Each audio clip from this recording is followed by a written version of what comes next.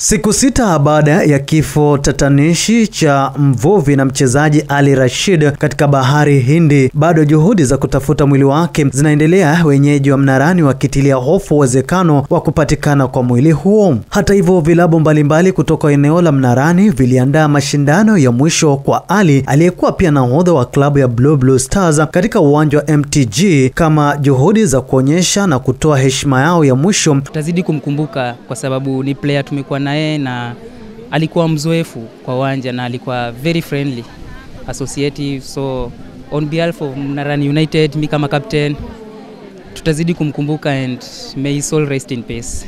Kifo cha ndugu yetu Ali Rashid kimetugusa sana.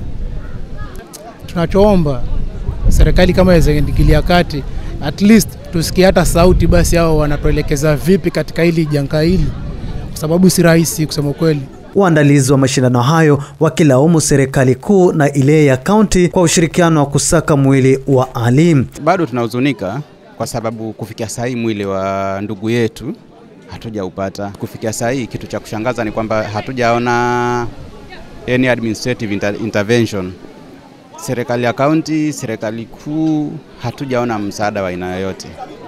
Kwa sababu ukiangalia kule mahali ile janga lilitokea, kwa kusema kweli sisi hatuwezi tukafika. Na sisi hatuna ujuzi wowote na pia hatuna uwezo wowote. Jamii, especially familia karibu ama mjane, nasema pole sana, pamoja na fraternity nzima ya mambo ya mpira wa kabumbu kwa kumpoteza kijana wetu shupavu mambo ya mchezo wa kandanda. Nataka niombe sana wakazi wa Kilifi North, wakazi wa Mijikenda wako hapa, wa Pemba wako hapa, tudumishe amani. Jumla ya vilabu 11 vilishiriki mashindano haya kuchangisha fedha za kusaidia familia ya mchezaji Ali Rashid.